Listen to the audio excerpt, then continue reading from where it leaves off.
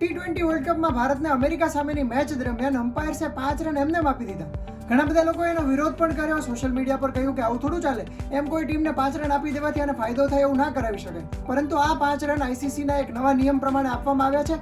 એ નિયમ હું તમને જણાવું. ગુજરાત સમાચાર સાથે હું છું મયુર અને આજે આપણે જાણીએ સ્ટોપ ક્લોક રૂલ શું છે.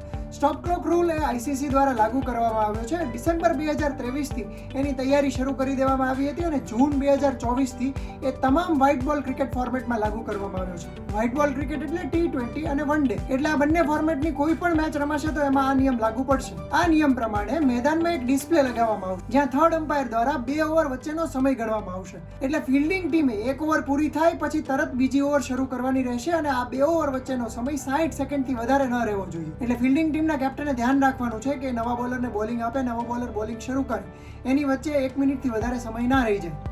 જો આવું થશે તો 2 વોર્નિંગ અમ્પાયર્સ દ્વારા આપવામાં આવશે અને ત્રીજી વખત આવું થાય તો અમ્પાયર્સ દ્વારા બેટિંગ કરનારી ટીમને 5 રન આપવામાં આવશે પેનલ્ટીના સ્વરૂપે. આ નિયમ કયા સંજોગોમાં લાગુ ન પડે તો ક્યારેક કોઈ બેટ્સમેન ઇન્જર્ડ થયો છે અને ઇન્જરીના કારણે એને થોડોક ટાઈમ લાગી રહ્યો છે, ફિઝિયોથેરાપિસ્ટ આવ્યા છે, એ ચેક કરી રહ્યા છે, ત્યારે આ નિયમ લાગુ ન પડે. બાકી ડ્રિંક્સના સમયમાં આ નિયમ લાગુ ન પડે.